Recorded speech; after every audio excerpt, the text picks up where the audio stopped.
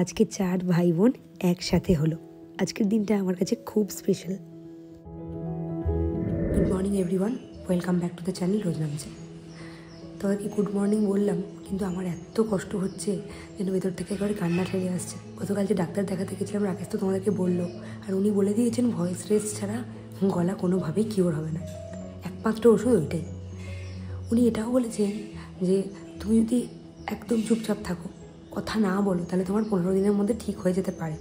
আর যদি ঘরের মধ্যে টুকটাক কথা বলো, এই ওই এরকম করো, তাহলে তোমার 2 মাসও লেগে যেতে পারে। আর যদি স্কুলে গিয়ে চেঁচামেচি করো, তাহলে সেটা তোমার আরও খারাপ হতে থাকবে, আর 1 বছরও লেগে যেতে পারে ঠিক হতে। আবার এমনও হতে পারে 1 বছরের মধ্যে ঠিক হবে না, আরও খারাপের দিকে গেল, তখন তোমাকে স্পিচ থেরাপি করতে হবে। এই কথাগুলো শোনার পর আমার এত খারাপ লেগেছে। আমি একটা জিনিসই ভেবে যাচ্ছি যে তোমাদের সাথে যে ডেইলি রুটিন আমি শেয়ার করি, কথা তো আমাকে বলতেই হয়। আমি চেষ্টা করবো আজকে থেকে খুব লো ভয়েসে কথা বলতে। তোমরা বুঝতেই পারছো আমি কতটা আস্তে আস্তে কথা বলছি, আর তার সাথে টুকটাক তোমাদের সাথে জীবনটাকে শেয়ার করতে। চলো, আজকে মনটা খারাপ নেই, দিনটাকে শুরু করলাম। দেখা যাক কতদিনে আমার গলা ঠিক হয়। তোমরা প্রে করো যাতে খুব তাড়াতাড়ি আমার গলাটা ঠিক হয়ে যায়, আর তোমাদের সাথে পুরো আগের মতো নর্মাল ভয়েসে আমি কথা বলতে পারি। চলো শুরু করা যাক দিনটা। এই দেখো কত বাজার করা হয়েছে। আসলে আজকে দিদিভাই আসবে, কোলাজ আসবে, মা আসবে। আমি ভাবলাম যে দিদিভাই তেমন তো আসে না, ওই মাসে 10 একবার আসে, তাই ওর পছন্দের সবজিগুলো নিয়ে আসি। আসলে আমরা সবজি খেতে 3 বোনই খুব ভালোবাসি।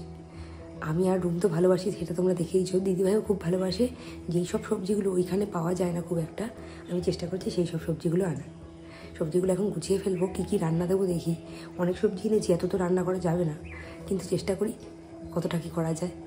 আর আজকে এত আনন্দ হচ্ছে, কোলাজ আসবে বলে কথা, কিন্তু একটাই মনের মধ্যে খুঁত থেকে গেল যে আমি ঠিকমতো কথা বলতে পারবো না কারোর সাথে। কী আর করবো, সিচুয়েশন যেমন তেমন করে আমাদেরকে চলতে হবে। দেখাই কী কী সবজি কিনলাম, চলো।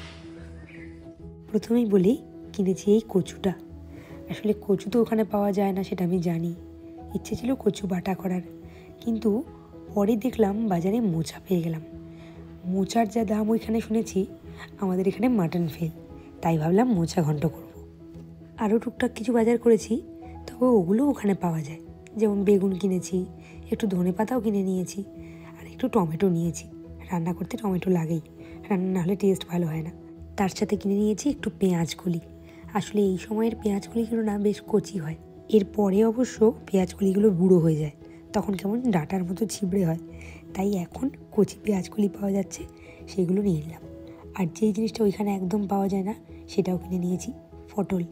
এই পটল ভাজা করাবো ভাবছি, দিদিভাইয়ের খুব প্রিয়। যাই একটু বাজার করে আসি, একটু মাছ আনবো। বাজারে গিয়ে মাছ কেনার অভ্যেস একদমই নেই, প্রায় সময় তো পাই না। দেখো তো তোমরা, বাবাই বাড়ি থেকে করে। এবার যাই দেখি কি মাছ পাওয়া যায়।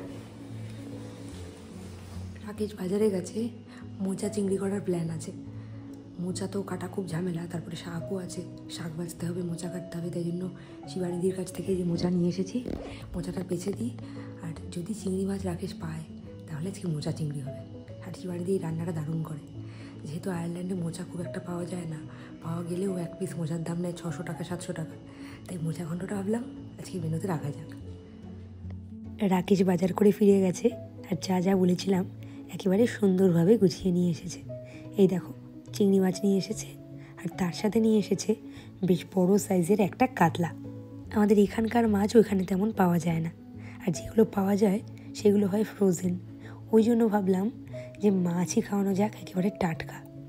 মাংস তো অহরহ পাওয়া যায় ওখানে, চিকেন খেয়ে খেয়ে ওদের মুখে একেবারে চড়া পড়ে গেছে, তাই জন্যই রাকেশকে দিয়ে একেবারে টাটকা মাছ নিয়ে এসেছি। বউ আমার এমন বউ যে কাঁচা মাছে হাত দেবে না, মানে হাত দিলে তার ঘেন্না লাগে। দেবেই না সেরকম না, তবে দিতে চায় না আর কি। পারলে পালিয়ে আছে, আমাকে দেখেছে এখন খোড়া হয়ে গেছে। আর হচ্ছে মাংসে হাত দেবে না, কাঁচা মাংসে না, মাংসের দিই হচ্ছে তার অবস্থা। গলার অবস্থা 5 থেকে যে পুষফাস করে যে কয়েকটা আওয়াজ পাচ্ছ, সেটা হচ্ছে ওর গলা, মানে এই অবস্থা হচ্ছে ওর গলার এখন। রাকেশ এটা নিয়ে মজা করছে ঠিকই, কিন্তু আমি কিন্তু এটার জন্য খুব কষ্ট পাচ্ছি। আরও বেশি কষ্ট পাচ্ছি কেন বলো তো, যেহেতু সামনে কোলাজের একটা এত বড় অনুষ্ঠান।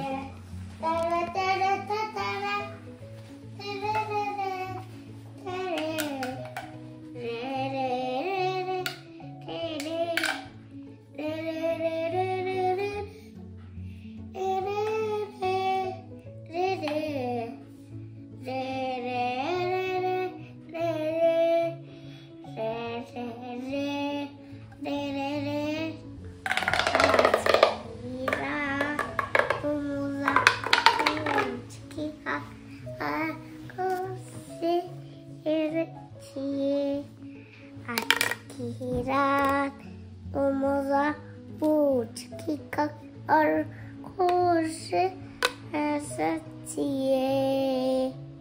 কি গানের কথা, আরো কি বলছে সব তোমরা দেখো। ঘুম থেকে উঠেছে, এখনো বিছানা তোলা হয়নি। ঘুম থেকে উঠে জাস্ট ওষুধটা খাইয়েছি ওকে, যে হোমিওপ্যাথি ওষুধ আর গরম জল তুলসী পাতা দিয়ে খাওয়াই, সেটা শুধু খাওয়া হয়েছে। এসে আবার শুয়ে পড়েছে আরাম করার জন্য। শুয়ে শুয়ে এটা নিয়ে খেলছে আর সমানে যা না তা গান করে যাচ্ছে। গানের কথা টথা কিছুই জানে না, সুরটা নিয়ে ঠিক আছে ওই আর কি কোনো রকম চালিয়ে দিচ্ছে। ছেলে আমার বাবার মতোই স্মার্ট, বাবাও তাই করে জানো তো। বাবা মানে রাকেশের কথা বলছি। কোনো গানের লিরিক্স না জানলে স্মার্টলি উল্টোপাল্টা গিয়ে দেয়, কেউ বুঝতেই পারবে না যে ও লিরিক্স জানে না। ছেলেটাও হয়েছে ওই রকম। আমি কিন্তু ঝটপট আমার কাজগুলো সেরে ফেলছি, যেই কাজগুলো আমাকেই করতে হবে। এদিকে রাকেশকে দায়িত্ব দিয়েছি ঝনককে খাওয়ানোর, আর আমি ওদিকে এবার রান্না শুরু করব। কিন্তু তার আগে ঘরগুলো একটু গুছিয়ে নিচ্ছি। এই ঘরের খাট একেবারে পরিষ্কার করে দিয়েছি, সে দুটো কাঠি লাগবে। এই ঘরে এখন জামা কাপড় পরে যেগুলো গোছাবো, ব্যাস তারপরে ঢোকবো রান্না করে। দিদি ভাইয়ের মায়ের যেহেতু আমাদের বাড়িতে নিমন্ত্রণ, তাই জন্য বাবার খাবারটা আমিই পাঠিয়ে দেবো। বাবা না বাড়ি ফেলে আসতে চায় না, আর এইবার সে রাত্রের খাবারের অ্যারেঞ্জমেন্ট করছি। এক্ষুনি রান্না শুরু করব। জানো তো আমার সেই কবে এর থেকে ইচ্ছে খোলার ছোনাটা আমার বাড়িতে আসবে, সারাটা দিন থাকবে। সেই দিনটা আজকে চলে এসেছে। এত আনন্দ হচ্ছিল সকাল থেকে। যতই আনন্দ হচ্ছে তার থেকে আরও বেশি কষ্ট হচ্ছে একটা কথাই ভেবে, যে কোলাজটাকে বেশ ভালো করে আদর করতে পারবো ঠিকই, কিন্তু ওর সাথে কথা বলতে পারবো না, গল্পও করতে পারবো না। এতদিন পর দিদিভাই আসছে, সারাদিন থাকবে আমাদের বাড়িতে, কিন্তু দিদিভাইয়ের সাথেও একটু মন খুলে কথা বলতে পারবো না। কি কষ্ট বলো তো। কেউ যদি সিঙ্গার হয়, তার যদি গলার অবস্থা খুব খারাপ হয়, ডাক্তার যদি বলে দেয় আপনি গান করতে পারবেন না কিছুদিন, তার যেমন কষ্টটা হয়, আমার এখন ঠিক কষ্টটা হচ্ছে ওই রকমই। জানো তো, জনককে গান শেখানো এখন আমার বারণ। আমি এখন রাত্রের জন্য বানাচ্ছি একটু চিলি পনির। খুব তাড়াহুড়ো থাকলে আমি এইভাবেই পনিরটা বানিয়ে থাকি। তাড়াহুড়ো কেন আছে বলো তো? আসলে এক্ষুনি কোলাজরা এসে যাবে, সেটুকু টাইম আমি একটুও মিস করতে চাই না। এদিকে রাকেশ চলে গেল দিদিভাইদেরকে আনতে। অনেকে চিলি চিকেন, চিলি পনির এগুলো করতে গেলে চিকেনগুলো বা পনিরগুলোকে ডিমে ডুবিয়ে একটু ভেজে নেয় একটা কোট, কিন্তু আমি সেটা করি না, তাতে খুব রিচ হয়ে যায়। আমার তো মনে হয় এইভাবে করলেই ভালো লাগে। প্রথমে আগে ক্যাপসিকাম আর পেঁয়াজটাকে ভেজে নিলাম, তার মধ্যে দিয়ে দিলাম আদা বাটা, আর তার মধ্যে একেবারে 2-3 কোয়া রসুন। ওটাকে একটু নেড়ে ছেড়ে তার মধ্যে দিয়ে দিলাম টমেটো পিউরি। সবাই এর মধ্যে অনেক রকম সস ইউজ করে ঠিকই, আমিও করেছি, করিনি তা না, কিন্তু আমি বেশিরভাগটাই দিই টমেটো পিউরি। কেন বলো তো? তাহলে তাতেও রিচটা কম হয়। মশলা কষে গেলে এরপরে পনিরটা দিয়ে দিলাম, দিয়ে ভালো মতো নেড়ে নিলাম। অবশ্য একটু সয়া সস আর টমেটো কেচাপ দিয়েছিলাম, কিন্তু সেটা অতিরিক্ত নয়।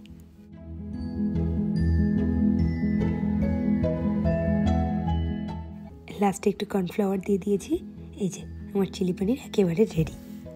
এইবার তাড়াতাড়ি করে স্নানে ঢুকতে হবে।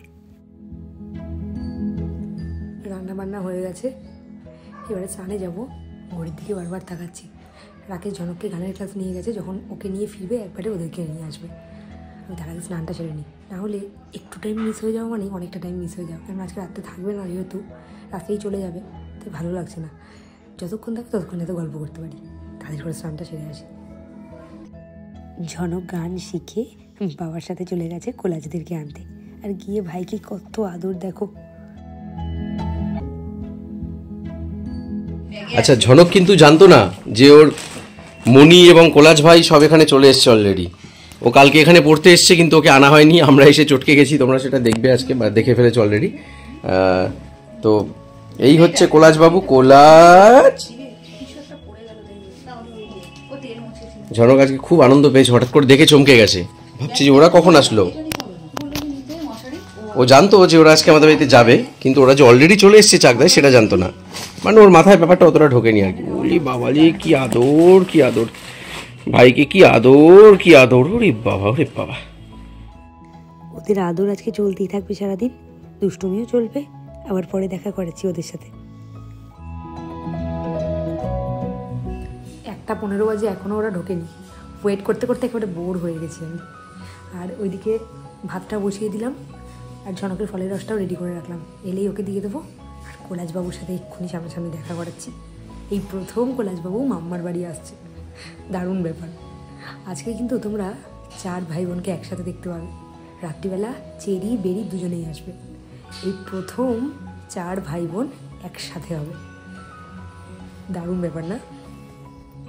বলতে না বলতেই গাড়ির হর্ন শুনে তাড়াতাড়ি নিচে দৌড়ে গেলাম। গিয়ে দেখছি আমাদের কৈলাসছোনা এসে গেছে। এত ভালো ছেলে, কি বলবো তোমাদেরকে। কোনো অচেনা লোক যদি ওকে একটু কোলে নিয়ে নেয়, তাতে কাঁদবে তো নাই, উল্টে হেসে দেয়। ভাবতে পারছো, এইরকম বাচ্চা আমি কোনোদিনও দেখিনি। জনকও তো সবার কোলে যেত, কিন্তু অচেনা অজানা লোকের কোলে গেলে একটু আধটু কাঁদতো। দেখছো, মাম্মার বাড়িতে এসে সব খুঁটে খুঁটে দেখছে কোথায় কি আছে না আছে।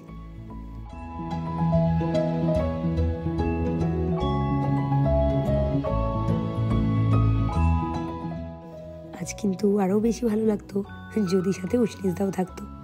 উষ্ণিসদা নেই, তার কারণ উষ্ণিসদার একটা বিয়ে বাড়ির নিমন্ত্রণ পড়ে গেছে। ওই জন্য দিদিভাই কৈলাসকে নিয়ে চলে এসেছে আগে। উষ্ণিসদা ওই নিমন্ত্রণ খেয়ে কয়েকদিনের মধ্যে আসবে। আর ঝনককে দেখো, মণিকে দেখাচ্ছে কোথা দিয়ে ওর বাড়িতে ঢুকতে হয়, মণি যেন জানে না। নতুন জায়গায় এসে কৈলাস ড্যাব ড্যাব করে চারিদিক তাকিয়ে দেখে যাচ্ছে। আর এখানে তো সমস্ত কিছু খোলা, জানলা দরজা। বাড়িতে তো খুব একটা খোলা পায় না ঠান্ডার জন্য, ওই জন্য মনে হয় আরও ভালো লেগেছে বেশি। এই সেদিনকে কৈলাস হওয়ার খবরটা পেলাম, আর এর মধ্যেই এত বড় হয়ে গেল।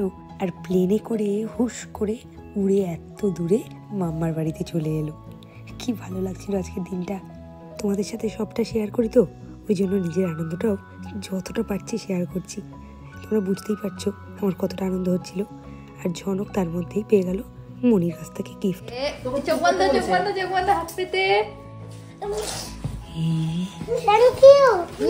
এটা কে বলতো? এটা সান্টা ক্লজ। এই কৈলাসকে আমি কেমন করে ধরেছি। এটা কিন্তু খাওয়া যায়। এটা কিন্তু ললিপপ। দুমুখে এক কথা, লালিপপ না ললিপপ।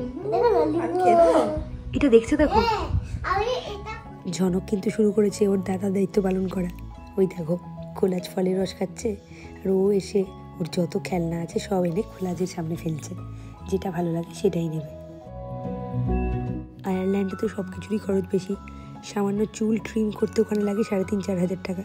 ওই জন্য দিদিভাই এখানে যখন আসে সব কিছু করেই যায়। যেমন আজকে মিঠু দিকে ডেকে একেবারে ফেসিয়ালটা আর চুলের কালারটা সেরে নিল। রান্না কেমন হয়েছে? দারুণ মজা, যেমনি শাকটা হয়েছে সেমনি মশাটা হয়েছে। কৈলাস তখন ঘুমোচ্ছিল, ওই জন্য মাকে বললাম তাড়াতাড়ি করে খেয়ে নিতে। কেননা যদি ঘুম থেকে উঠে যায় তখন তো ধরতে হবে। ওই যে রাকেশের খাবার বেড়েছি আর উনি বাথরুমে, এটা রোজকার ঘটনা। খুব আস্তে আস্তে একটা কথা বলি, একটা বড়সড় ভুল করে ফেলেছি। আজকে সকাল থেকে না, কালকে রাত থেকে ঠিক করছি কি রান্না করব। মোচা রান্না করব এটা ভেবেই রেখেছিলাম। সকালবেলা কেন যে আমি রাকেশকে বললাম যে চিংড়ি মাছ নিয়ে আসো, আমি ভুলেই গেছি যে দিদিভাই চিংড়ি মাছ খেলে অ্যালার্জি হয়। পুরো মাথা থেকে আউট। এই মোচা চিংড়ি হয়েছে, জানি না মোচা চিংড়িটা খেতে পারবে কিনা। আমার এতই খারাপ লাগছে যে ভাবলাম যে মোচা ওখানে খাওয়া হয় না, এখানে রান্না করে খাওয়াই। কিন্তু এমন একটা বড়সড় ভুল করে আমি যদি চিংড়ি মাছগুলো দেওয়ার আগেও মনে করতো চিংড়ি মাছটা মেশানোর কথা, আগে বলতাম যে মিশিও না। গেছে পুরো 12টা বেজে। এই ঝনক, তুই ঘুমোসনি কেন? এখনো কটা বাজে জানিস? আমাকে চিনতে পারছিস? কেন কোথায় কেটে ফেলেছো? নালে তোমাকে কালো দেখতে লাগবে। হ্যাঁ, এখন ফর্সা লাগছে না? না, ফর্সা লাগছে তো। গোবদারি কাটলে কালো কালো, গোবদারি থাকলে কালো কালো লাগে। এখন ফর্সা লাগছে। না, কেমন লাগছে বল, তুই সত্যি করে বলবি। কি করেছো এটা আমাকে বলবে? ভালো লাগছে তো? না। তুমি এটা কি করেছো? আরে আমি চিমারটা এরকম করে টানি প্রত্যেকদিন। আজকে চিমারটা উল্টো ধরে এরকম করে টেনেছি। যেই টেনেছি, মানে গোপের দিকটাই প্রথমে টেনেছি। এবার দেখছি গো ফুড়ে গেছে অর্ধেকটা। গো ফুড়ে গেছে, হয়তো দাড়ি না ওড়ালে পুরো মানে অন্যরকম লাগবে। কেন তাই করতে? গোপ নেই, দাড়ি আছে। এই ঝনক, বাবাকে কেমন লাগছে? বাবাকে গোবদারি কেটে ফেলেছি সেরকম লাগবে। বাচ্চা বাচ্চা লাগছে। এই অরুণ আইসক্রিমটা মনে হয় দিদিভাই খুব একটা খায়নি। আমার তো খুব প্রিয়, তাই আজকে রাকেশকে দিয়ে আনিয়েছিলাম। তোমাকে যা লাগছে না, মুখ লুকিয়ে ওরা সে 8 বছর আগের মতো লাগছে। শুধু 8 বছর আগে একটু চেহারাটা রোগা, একটু কাঠি কাঠি ছিল, আর এখন একটু নাদুস নদুস হয়েছে। এই প্রত্যেকটার আগে একটু একটু বলার কোনো মানে হয় না, অনেকটা। তাহলে একটু না, এখন অতিরিক্ত গায়ে মাংস লেগে গেছে। তোর মুখটা পুরো অন্যরকম লাগছে, লোকে চিনবে না। তেল হয়ে গেছে চড়বে। আমি আর দিদিভাই বসে সময় ওকে চাটছিলাম, তাতে রাগেনি কিন্তু একটু। রাকেশ বেরিয়ে যাচ্ছে প্রোগ্রামে, রেডি হয়ে গেছে প্রায়।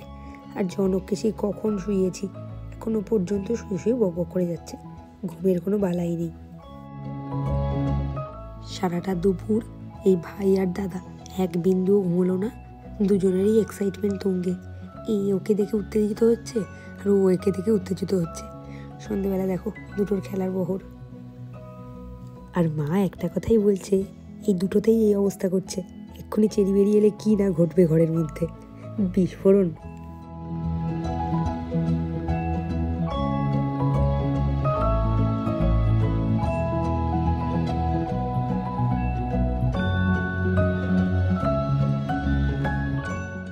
কিছুক্ষণের মধ্যে এসে গেল চেরি আর বেরি। তবে তখন কিন্তু কোলাজ অল্প টাইমের জন্য পাওয়ার ন্যাপ নিতে গেছিল, ওই জন্য ঘরটা একটু হলেও শান্ত। ঝনক এবার চেরি বোন আর বেরি বোনকে পেয়ে খুব খুশি হয়েছে। এতক্ষণ ভাইয়ের সাথে খেলেছে, এবার একটু বোনদের সাথে খেলে নিক। রবিবারের সন্ধেটা একেবারে জমে গেছে, বাড়িতে বাচ্চাতে একেবারে জয়লাভ হয়ে গেছে। আর প্রত্যেকে কিন্তু অবুঝ, ঝনক বাদে। ওরা যে কি করছে কি না করছে নিজেরাও জানে না। চেরির আর বেরির মাম্মার সাথে তো মাঝে মধ্যেই দেখা হয়, চেরির তো রোজই দেখা হয়, কিন্তু মনির সাথে একদম দেখা হয় না। ওই জন্য মনিকে না খুব একটা ভালো মতো চেনে না। তবে আজ কিন্তু একেবারে ভালো মতো পরিচয় হয়ে গেল। বললাম না কোলাজ আজকে প্রচণ্ড এক্সাইটেড। কিছুক্ষণের মধ্যেই ঘুম থেকে উঠে গেল। বাড়িতে হলে অনেকক্ষণ ঘুমোয়, এখানে আধ ঘন্টাও ঘুমোয়নি। তারপরে শুরু হলো 4 ভাই বোনের খেলাধুলো, তার সাথে দুষ্টুমি। ঝনক তো নিজেকে দাদা মনে করছে, আর ওইদিকে চেরি বেরিটা কী করছে বলো তো, ওর বাবা বা মা কেউ যদি কোলাজকে একটু টাইমের জন্য কোলে নিচ্ছে, ব্যাস কেঁদে কেটে একেবারে হয়রান হয়ে যাচ্ছে। তবে নিজেরা কিন্তু কোলাজ ভাইকে বেশ আদর করছে। বাচ্চা কাচ্চাগুলো কি করছে ঝনক দূরে দাঁড়িয়ে দেখছে, আর এদের কিন্তু আজকে আদরই শেষ হচ্ছে না। আমি একটা জিনিস লক্ষ্য করে দেখেছি, বাচ্চাদের কিন্তু পিসির তুলনায় মাসিদের ওপরই বেশি টান থাকে। আমাদেরও তাই ছিল, আমাদের পরের জেনারেশনও দেখছি তাই। তোমাদেরও কি তাই? আমি জানি না এর কারণটা কি, তবে এটাই সত্যি, পিসির থেকে বাচ্চারা মাসিদেরকেই বেশি ভালোবাসে। 4 জনের একটা গ্রুপ ছবি তোলার চেষ্টা চলছিল অনেকক্ষণ থেকে, আর দেখো কাণ্ডটা এবার। কোলাজ হাঁটতে শিখে গেলে এক্ষুনি এখানে গিয়ে যোগ দিত, নেহাত পারছে না, তাই পারলে কোল থেকে নেমে ছিটকে চলে যায়। ওদের কথা ছিল যে ডিনারটা করে যাবে, তোমরা দেখলেই আমি সকালে চিলি পনির বানাচ্ছিলাম, আর এখানে চাউমিন অর্ডার করা হয়েছে, এগ চাও। কিন্তু 4টে বাচ্চা মিলে যা শুরু করেছে ঘরের মধ্যে, শান্তিমতো কেউ বসে খেতে পারবে না। তাই জন্য আমাকে বললো সবারটা প্যাক করে দিতে, আমি এখন প্যাক করতে চলে এসেছি। প্যাক করে দেবো, যে যার বাড়িতে গিয়ে শান্তি মতো খাবে। তোমাকে একটু দেখাই ওই ঘরে কী এখন সিচুয়েশনটা, তোমাকে দেখাই। এখানে বেরি চলে এসেছে, মানে ঘরের মধ্যে এই দেখো, এই যে এই ঘরের সিচুয়েশন, প্রেজেন্ট সিচুয়েশন। যখন এরা চলে যাবে তখন আমার অবস্থাটা ভাবো, কতটা বাড়িটা ফাঁকা ফাঁকা লাগবে। সত্যি আনন্দের সময়গুলো খুব তাড়াতাড়ি চলে যায়। সারাদিন বেশ ভালো কাটলো, রবিবারটা দারুণ কাটলো। কাল থেকে আবার স্কুল শুরু হয়ে যাবে, কিন্তু এক্ষুনি চলে যাবে যেহেতু, খেয়ে যেত তাহলে একটা টাইম থাকতে আরও ভালো লাগতো, কিন্তু যেহেতু চলে যাচ্ছে তাই জন্য মনটা ভালো লাগছে না। একটা বেশ মনে আনন্দ ছিল, কোলাজ আসবে আমাদের বাড়িতে, দিনগুলো কি তাড়াতাড়ি চলে যাচ্ছে না। আমি রান্নাঘরে চলে এসেছি, এবারে খাবারগুলো গুছিয়ে দেবো।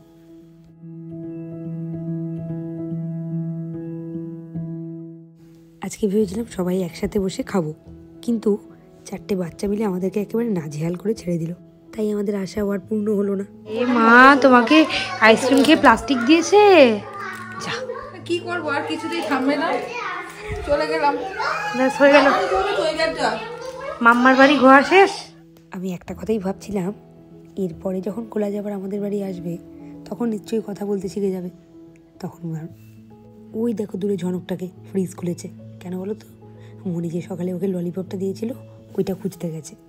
আজকে কিন্তু একটা জিনিস দেখে আমি অবাক হলাম, ঝনক আজকে একদম বায়না করেনি যখন সবাই চলে গেল, উল্টে আবার সবাইকে টাটাও করে দিল।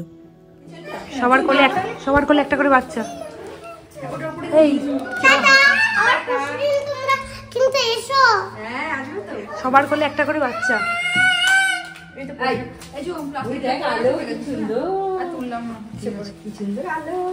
সবাইকে গুড নাইট বলে দাও। Good night.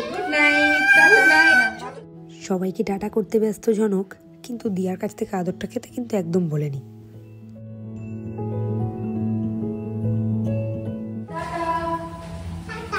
আচ্ছা আমি তখন ওই ঘরে শুয়েছিলাম। আমার কিন্তু পছন্দের, কিন্তু আমাদের বাড়িতে কিন্তু তোমরা এসো, ঠিক আছে? হ্যাঁ আসবো। তুমি বললো মিমিকে আমার বাড়িতে কিন্তু আবার এসো। হ্যাঁ আসবো তো, আসবো।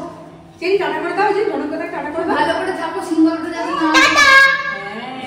তুমি সাবধানে থাকবে যাতে সিঙ্গলটা না আসে, ভালো করে থাকবে। লাল চোখের সাথে সাথে এই সিংহলাও হলো ঝনককে ভয় দেখানোর আরেকটা বস্তু।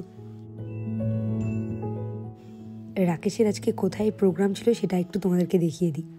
এই যে আজকে কিন্তু উনি প্রোগ্রাম করেছেন, তার সাথে কবজি ডুবিয়ে খেয়েও এসেছেন। ছিল একটা বিয়ে বাড়ির